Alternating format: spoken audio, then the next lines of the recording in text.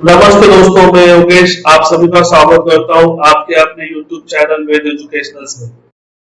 दोस्तों, जैसे कि आप जानते हो हमें SSC JE 2000 plus technical question series already हम स्टार्ट कर चुके हैं और लास्ट वीक इसका हम एक वीडियो अपलोड कर चुके हैं जहां पे हमने इंटरनल कंबशन इंजन सब्जेक्ट में 52 प्लस क्वेश्चन वहां पे देखे थे। तो उसी सब्जेक्ट को कंटिन्यू करते हुए हम पार्ट 2 में आए हैं और जिन भाई ने पार्ट 1 नहीं देखा तो प्लीज जाके पार्ट 1 भी जरूर देखें। दोस्तों चलो शुरू करते हैं आज का हमारा पार्ट 2।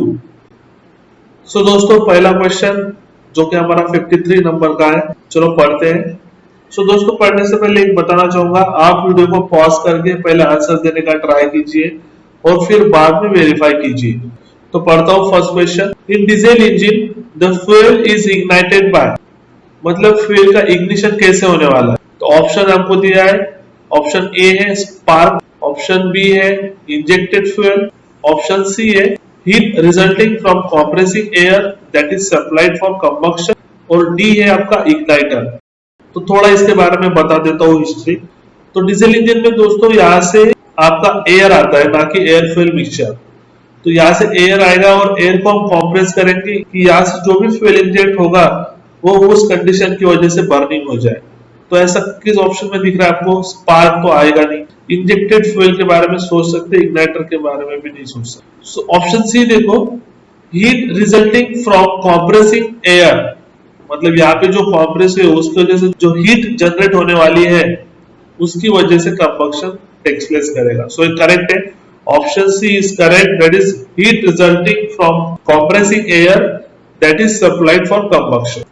तो नेक्स्ट क्वेश्चन देखते हैं, question number 54। Cetane number of fuel is measure of its, मतलब सीटेन नंबर क्या इंडिकेट करता है, आपको क्या मेजर करता है? Option A viscosity, option B volatility, option C ignition quality, और option D API specific gravity. तो दोस्तों सीटेन नंबर इंडिकेट करता है आपकी इग्निशन क्वालिटी। याद रखना, आपके फ्यूल का बर्निंग कैसे होने वाला है वो क्वांटिटी कौन इंडिकेट करता है? आपका सीटेन नंबर। ये सीटेन नंबर यूज किया जाता है डीजल इंजन में या कह सकते हो सीआई इंजन में, और एसआई और पेट्रोल इंजन में इसको सिमिलर टर्म कौन सी है? Octane number. उसके बारे में भी एमसीक्यूज है, आगे देखेंगे। Question number 55। The working fluid for a diesel engine during the suction stroke is, मतलब जब डीजल इंजन का वर्किंग चालू रहेगा कौन सा फ्लूइड अंदर आता है? फिगर में देखो, मैंने ऑलरेडी आपको बता दिया था कि जब सक्शन स्ट्रोक होगा तब आपका पिस्टन नीचे जाएगा बीडीसी की ओर, और यहाँ से सिर्फ एयर इनटेक होगा और यहाँ से क्या होगा दोस्तों? फ्यूल इंजेक्ट होगा। सो ऑप्शन ए क्या आपका? Fuel air mixture? बिल्कुल नहीं। Fresh air is the correct answer. Product of combustion ये तो नहीं है, नन ऑफ द अबव नहीं है। So option B is correct, आपका फ्रेश एयर ही अंदर आएगा, ना कि air fuel mixture. Next question देखते हैं, question number 56। The purpose of flywheel in an IC engine, flywheel का पर्पस क्या है आईसी इंजन में? So option A to regulate the fuel supply, to keep the output power constant at the crankshaft, to increase the power capacity of the engine, to reduce the vibration of engine. तो flywheel का function क्या है दोस्तों? Option C is correct, to increase the power capacity of the engine, मतलब जो भी excess energy या power generate होने वाली है वो कहां पे स्टोर होने वाली है? That going to be store in the flywheel. So वो क्या बढ़ा रहा है? अल्टीमेटली उसकी पावर कैपेसिटी बढ़ा रहा है इंजन की। So option C is correct, याद रखना। और फ्यूल सप्लाई तो रेगुलेट करता ही नहीं है, उसका काम ही नहीं है, ये भी उसका काम नहीं है और ये भी उसका काम नहीं है। So option C is correct, to increase the power capacity of the engine. Question number 57. In an IC engine, removing the burnt gases from the combustion chamber of the engine cylinder is known as, मतलब जो exhaust gases है उनको combustion chamber से बाहर निकालने के process को क्या कहते हैं? तो दोस्तों उस प्रोसेस को कहते हैं स्कीवेंजिंग। तो ऑप्शन बी इज करेक्ट और यार स्कीवेंजिंग। So option B is correct, scavenging. Question number 58. Using lubricants on engine parts is an example of reducing. Lubrication क्यों करते हैं? क्या फंक्शन है lubricants का? मोशन नहीं, फोर्स नहीं, एक्सेलरेशन नहीं, फ्रिक्शन। सो फ्रिक्शन को कम करने का काम लुब्रिकेशन करता है। So lubricant is used to reduce the friction. So option D is correct. Question number 59, in case of SI engine to have high thermal efficiency the fuel air mixture ratio should be, मतलब ज्यादा efficiency चाहिए होगी तो इनमें से कौन सा mixture हम यूज करेंगे? Lean mixture, rich, irrespective of mixture और केमिकली करेक्ट। सो दोस्तों हाई थर्मल एफिशिएंसी कब मिलेगी? जब आपका मिक्सचर रिच रहेगा, याद रखना, क्योंकि जितना रिच मिक्सचर हीट जनरेशन ज्यादा होता, higher temperature at the end of the process, और उतना ही ज्यादा compression ratio. So thermal efficiency automatically increase हो जाएगी जब आपका मिक्सचर रिच रहेगा। Question number 60, for same output, same speed and same compression ratio the thermal efficiency of two stroke cycle petrol engine as compare to 4 stroke cycle petrol engine is, चलो बताने का try करो। Option A more, option be less, same as long as compression ratio is same, same as long as output is same. So option B is correct, less रहेगी। So efficiency of 2 stroke will be less as compare to 4 stroke petrol engine. Question number 61, chemically correct stoichiometric ratio of petrol is, मतलब chemically correct ratio कौन सा होगा? Option ए 14.8:1, 11:1, 18:1, 15:1, मतलब ये air fuel mixture का ratio उन्होंने option में दिया और केमिकली करेक्ट कौन सा है वो पूछा है। तो स्टोइकियोमेट्रिक मिक्सचर क्या होता है दोस्तों? सो it is ideal ratio of air to fuel that burns all fuel with no excess of air, मतलब आपके फ्यूल का एक्यूरेटली कंप्लीट कंबक्शन हो जाएगा विदाउट एनी एक्सेस एयर, तो उस रेशियो को हम कहते हैं स्टोइकियोमेट्रिक रेशियो। सो गैसोलीन के लिए स्टोइकियोमेट्रिक रेशियो क्या है आपका? 14.7:1। 1 ग्राम के लिए कितना लगता है? 14.7 ग्राम ऑफ एयर। सो वो रिएक्शन कैसे होती है दोस्तों? ये वो रिएक्शन देख लीजिए,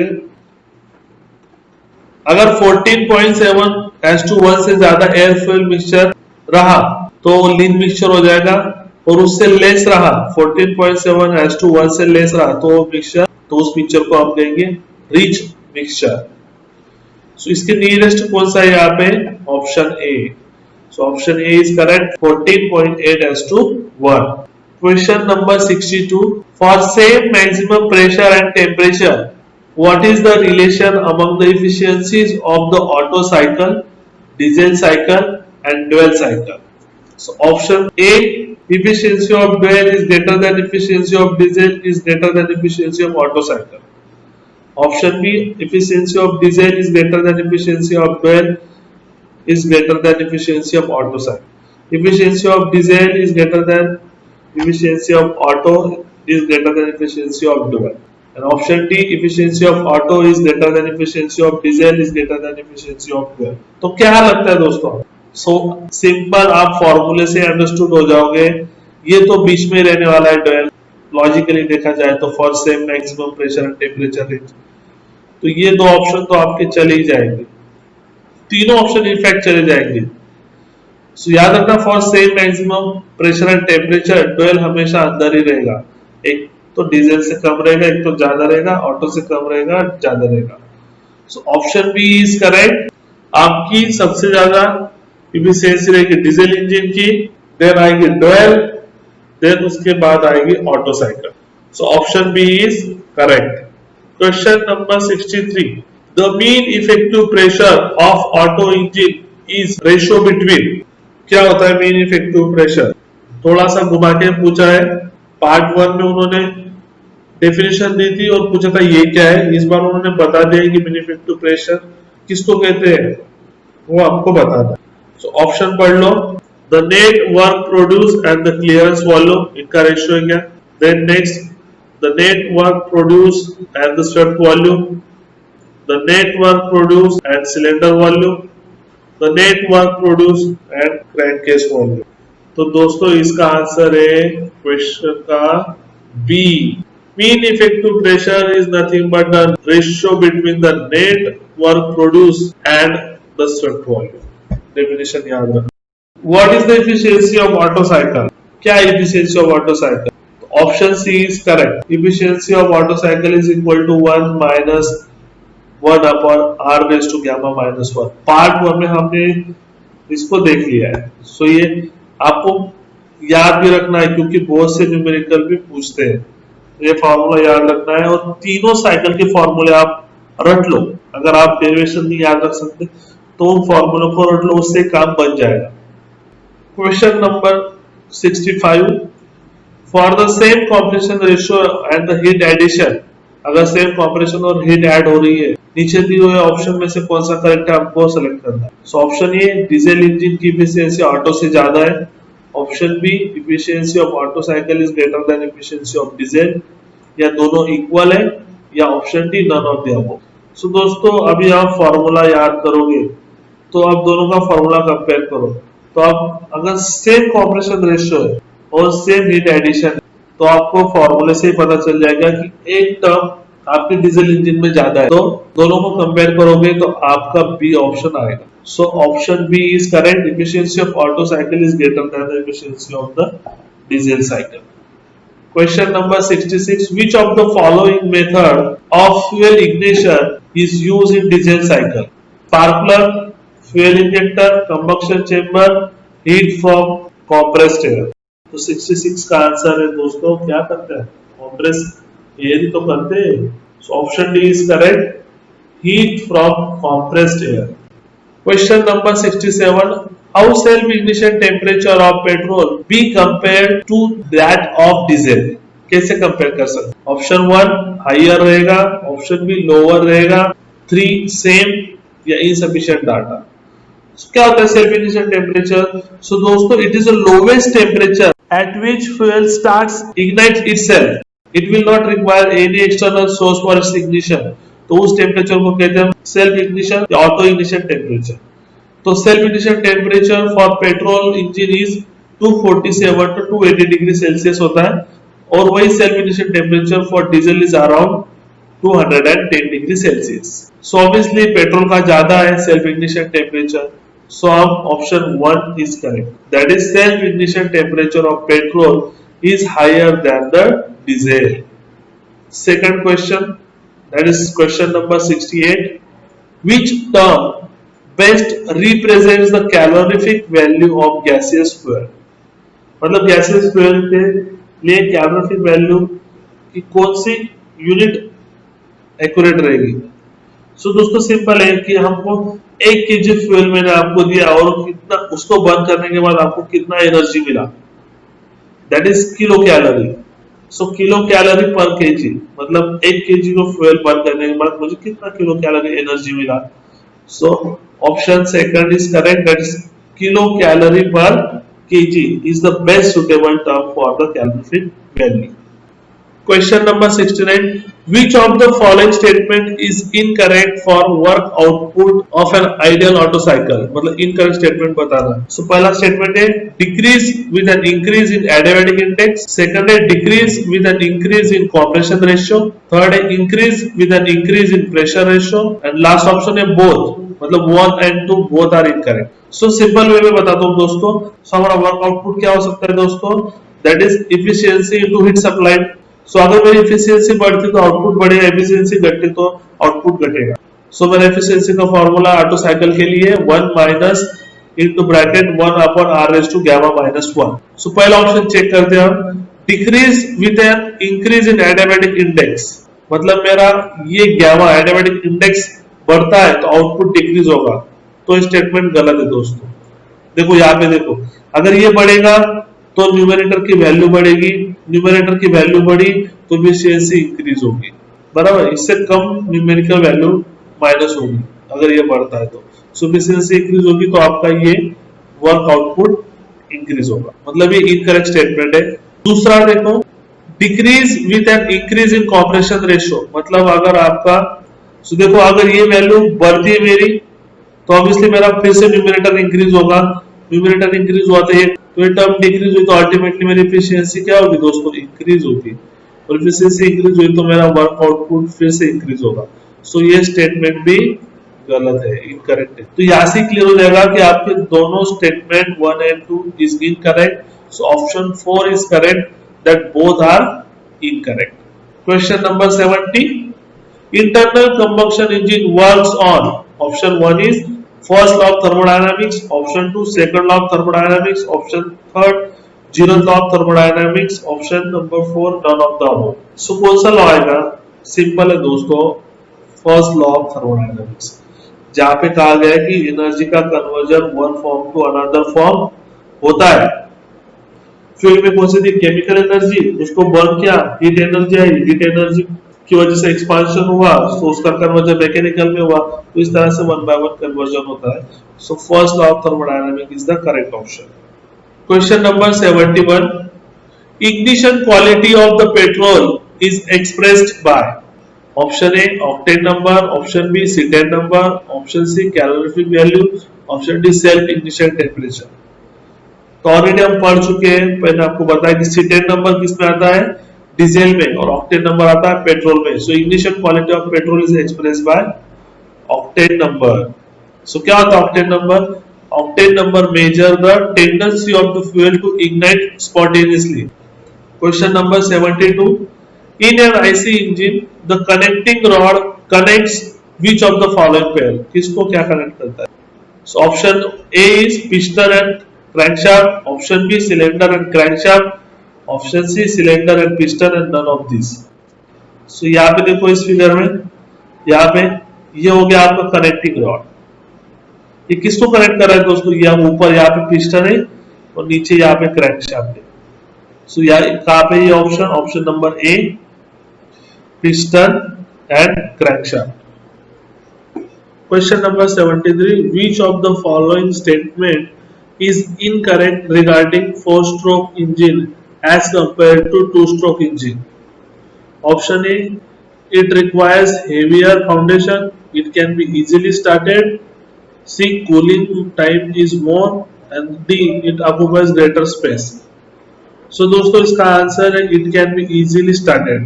4-stroke इंजन में 4 स्ट्रोक सेपरेट होते हैं तो इजीली स्टार्ट हो जाता है, एज कम्पेयर 2 स्ट्रोक में कंबाइंड स्ट्रोक होता है।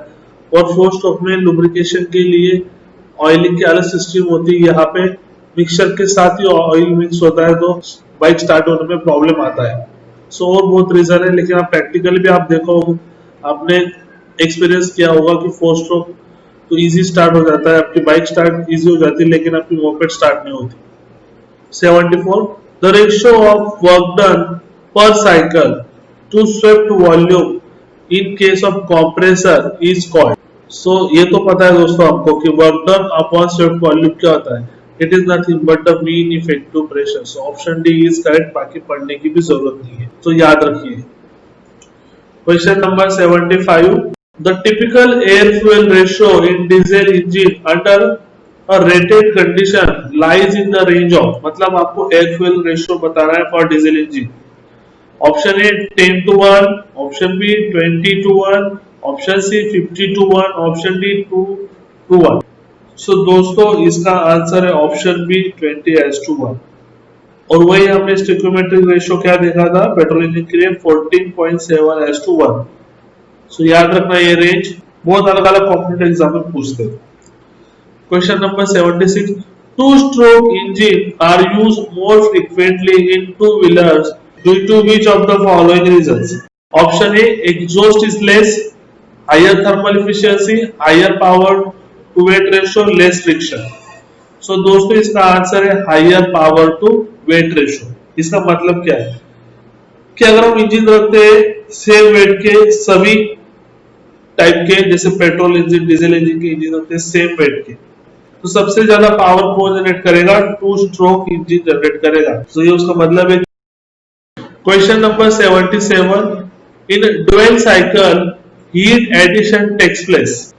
so दोस्तों एक dual cycle की PV डायग्राम है, तो ये होता है हमारा सक्शन स्ट्रोक, ये होता है हमारा कंप्रेशन स्ट्रोक, देन ये होता है अपना हीट एडिशन प्रोसेस, देन उसके बाद होता है एक्सपांशन प्रोसेस, देन उसके बाद है एग्जॉस्ट। सो हमारा क्वेश्चन क्या, हीट एडिशन कहाँ पे हो रही है? सो दोस्तों यहाँ पे हीट एडिशन हो रही है, ये दो जगह पे। So heat addition takes place first at constant volume and then, मतलब यहाँ पे, और देन उसके बाद at constant pressure. So option B is correct. So option B is correct. That is first at constant volume, then at constant pressure. Question number 17. Which of the following cycles is not reversible? मतलब कौन से cycle reversible नहीं है? Carnot cycle, Erikson, Stirling या joule? सो दोस्तों सभी reversible है, कोई भी इरिवर्सिबल नहीं है। सो हम सिर्फ ऑप्शन देखते हैं कौन सा। ऑप्शन ए गलत है, ऑप्शन ए एंड बी गलत है, ऑप्शन सी गलत है, कोई आंसर नहीं है। So answer 4 is correct, none of the above, because all cycles are reversible. Question number 79. Cetane number is a measure of fuel of its, मतलब सीटेन नंबर फ्यूल के बारे में क्या इंडिकेट करता है? सो डेफिनेशन क्या है दोस्तों? सीटेन रेटिंग या cetane number, both are same, is a measurement of the quality or performance of the diesel fuel. आपका फ्यूल कैसे बर्न करता है, उस क्वालिटी को कौन रेटिंग करता है? सीटेन नंबर, है ना। जितना हायर नंबर उतना बेटर आपका फ्यूल बर्न होगा। सो क्या ऑप्शन आएगा इसका? Simple, that is ignition quality. आपकी इग्निशन की क्वालिटी कैसे रहने वाली है, ये इंडिकेट करेगा cetane number. Question number 80. Octane number of isooctane is A50, B70, C0, D100। सो दोस्तों आइसोऑक्टेन होता क्या है? Isooctane is isomer of the octane, और आइसोऑक्टेन होता है 2,2,4 ट्राइमिथाइल पेंटेन। सो ऑर्गेनिक कंपाउंड का फॉर्मूला आप यहाँ पे देख सकते हो। This particular isomer is a standard 100 point on the octane rating scale and 0 point in an heptane. मतलब ऑक्टेन रेटिंग कितनी है आइसोऑक्टेन की? 100। सो ऑप्शन कौन सा आ सकता है आपको? देखिए option D is the answer, 100। Question number 81. Fuel consumption of diesel engine is not guaranteed at 1/4 load because at such a low loads, option है आपके पास, the friction is high, friction is unpredictable, the small difference in cooling water temperature, or in internal friction has a disproportionate effect. Option D, the engine is rarely operated. So option C is correct here दोस्तों. These are due to the small difference in cooling water temperature or internal friction has a disproportionate effect. Question number 82. The minimum cranking speed in case of petrol engine is about. So cranking speed minimum कितना होता है petrol engine में? A, half of the operating speed, B, 1/4 of the operating speed, 250 to 300 RPM, 60 to 80. Typically, petrol engine requires a minimum cranking speed in the region of 50 to 100 RPM to ensure the starting in a cold weather, whereas in diesel engine requires at least 100 RPM.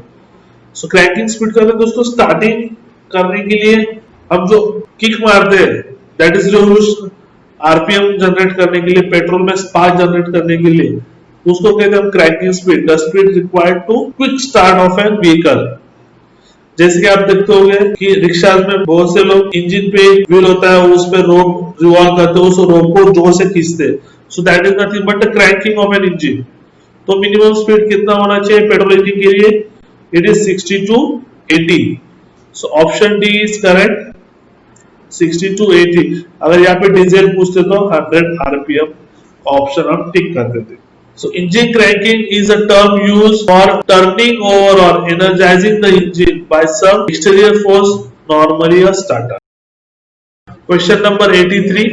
The commercially available petrol in India has an octane rating. So हमारे पास जो commercially use करते हैं petrol, उसकी octane rating कितनी है? So in India the unleaded petrol typically has octane rating 87, जो हम regular use कर रहे हैं उसकी रेटिंग अप्रोक्सीमेटली कितनी होती है, 87 होती है। और अभी BS6 एमिशन नॉर्म्स की एप्लीकेशन के बाद 91 ऑक्टेन रेटिंग का हम पेट्रोल यूज करेंगे। और जो प्रीमियम कार्स होती है जैसे F1 या रेसिंग कार होती है उनमें हम 93 to 94 ऑक्टेन रेटिंग तक हम पेट्रोल यूज करते हैं। So, इसका टिपिकल आंसर क्या है, option number A 85 to 90। Which of the following fuel having maximum resistance to detonation? सबसे मैक्सिमम रेजिस्टेंस डिटोनेशन के लिए इनमें से कौन से फ्यूल को होगा? Option A n heptane, benzene, C toluene, D isooctane. So हमने अभी रिसेंटली एक क्वेश्चन किया था, तो सबसे मैक्सिमम रेजिस्टेंस किसमें होगा, जिसका ऑक्टेन रेटिंग सबसे ज्यादा होगा। और ऑक्टेन रेटिंग किसका ज्यादा है, आइसोऑक्टेन का, that is 100। So option D is correct. So standard 100 point on the octane rating scale जो हमने अभी देखा, it is an important component of gasoline frequently used in relatively large proportion to increase the knock resistance of the fuel. Next question, question number 85. The lowest temperature at which oil ceases to flow when cooled is known as. So one by one हम definition देख लेंगे। क्या होता है flash point, क्या होता है fire point, क्या होता है cloud point. So fire point क्या होता है, so fire point of fuel is the lowest temperature at which the vapor of that fuel continue to burn for at least 5 seconds. एक बार आपने उसको जला दिया तो एटलीस्ट 5 सेकंड उसका बर्निंग स्टार्ट रहना चाहिए, इग्निशन स्टार्ट रहना चाहिए, तो उस टेम्परेचर को आप कहेंगे फायर पॉइंट। फ्लैश पॉइंट क्या होता है, so a lower temperature a substance will ignite briefly but vapour might not be produce at a rate of sustain the fire. मतलब इग्नाइट होगा लेकिन उसका सिर्फ स्पार्क होगा, फायर नहीं तैयार होगा, है ना, स्पार्क करेगा और रुक जाएगा। क्लाउड पॉइंट क्या होता है दोस्तों, it refers to temperature at which there is a presence of wax cloud in the fuel. मतलब फ्यूल में wax type of material form होना शुरू हो जाए, उस टेम्परेचर को आप कहेंगे cloud point. Fourth point is a lowest temperature at which the fuel can flow and below which the fuel tends to freeze. मतलब ऐसा टेम्परेचर है जहां पे उसका फ्रीज होना स्टार्ट हो जाएगा। सो कौन सा मोस्ट सुटेबल आंसर है, option D.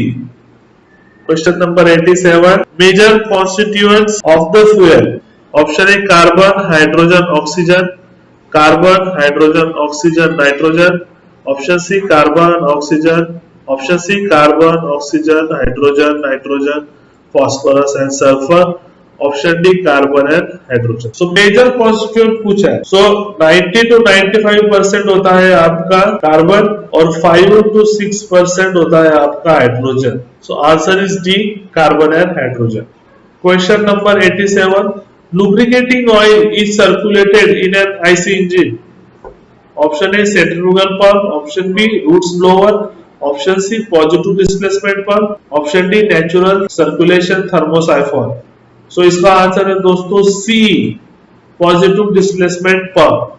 Question number 88, the engine power is not absorb as a friction in. मतलब इंजन की पावर जो जनरेट होती है उसको एब्सॉर्ब करने के लिए फ्रिक्शन यूज नहीं होता। सो ऐसा कौन सा डायनामोमीटर है, so prony brake dynamometer, rope brake dynamometer, eddy current dynamometer या हाइड्रोलिक डायनामोमीटर। सो नाम से ही आप गेस कर सकते हो, प्रोनी में भी तो होता है, इसका प्रैक्टिकल था, आपको रोप का भी प्रैक्टिकल था, हाइड्रोलिक डायनामोमीटर में भी फ्रिक्शन ही होता है। So option C is the correct answer. So option C is the correct answer where we are not going to use friction. Question number 89, which of the following is an advantage of liquid cooling system as compared to air cooling system? So कौन सा advantage है liquid system का और air cooling system? A uniform cooling, B power absorb by pump is considerable, light in weight, low cost.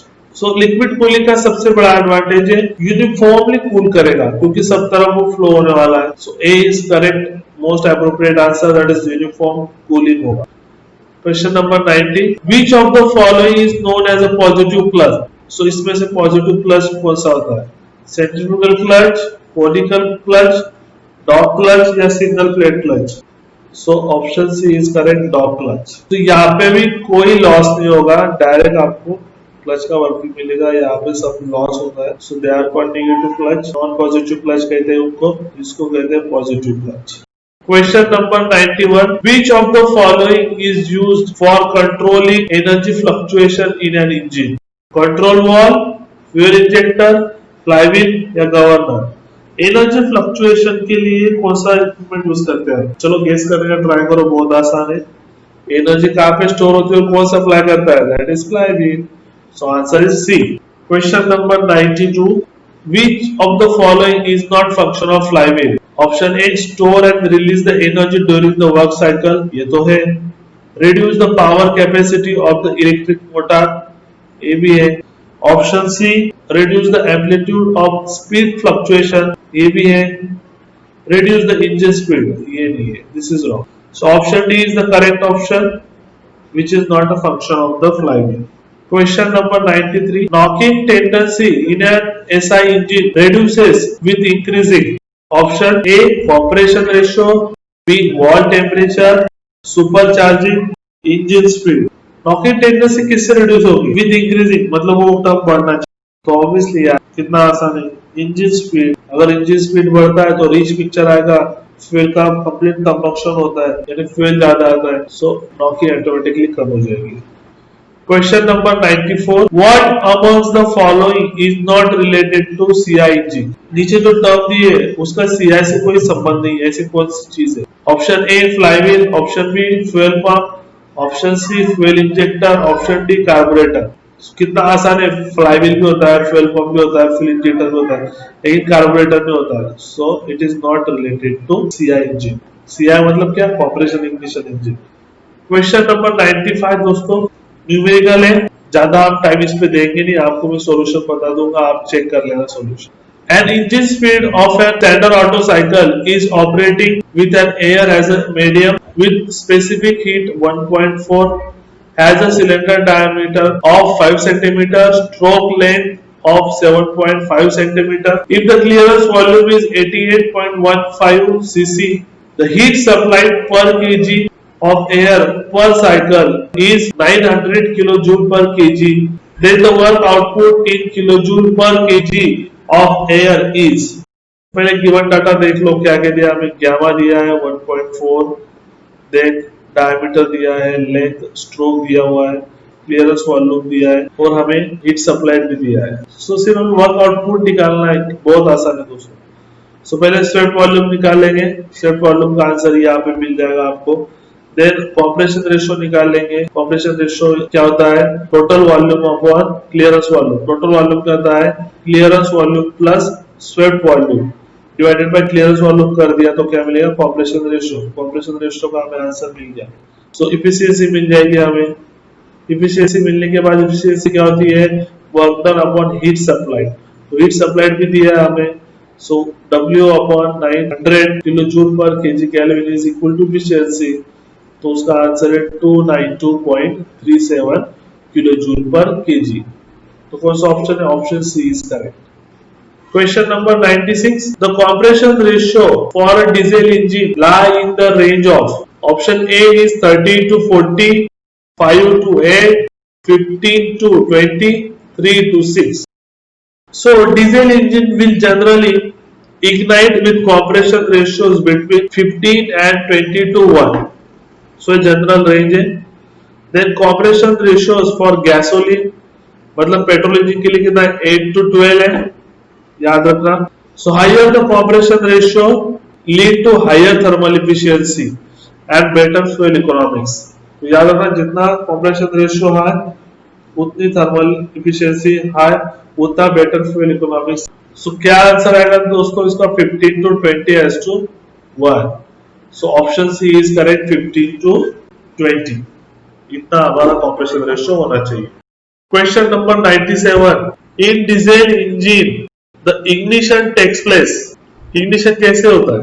Automatically due to high temperature of compressed fuel, B carburettor, C automatically due to high temperature of compressed air and D by spark plug. तो diesel engine में burning क्या होता है? तो बहुत से लोग option A टिक करके आते हैं कि due to higher temperature of compressed fuel. तो हम फ्यूल कॉम्प्रेस करते हैं क्या डीजल में? नहीं दोस्तों, so option C is correct, that is automatically due to high temperature of compressed air. Question number 98, lean air fuel mixture is required for. हमको question में पूछा है कि लीन एयर फ्यूल मिक्सचर कब चाहिए। So option A idling, B cruising, C acceleration, D starting. So उसका answer है दोस्तों क्रूजिंग। तो क्रूजिंग में require a lean air fuel mixture. Question number 99, which element regulates the pressure stroke in fuel injection pump of a diesel engine? कौन सा element pressure stroke regulate करता है in fuel injection pump? Control rack, pump shaft, lift of plunge और needle valve. तो इसका answer है दोस्तों control rack. Control rack control करता है प्रेशर स्ट्रोक को। Question number 100, if in diesel engine petrol is used then engine will. अगर diesel engine में पेट्रोल यूज किया तो क्या होगा?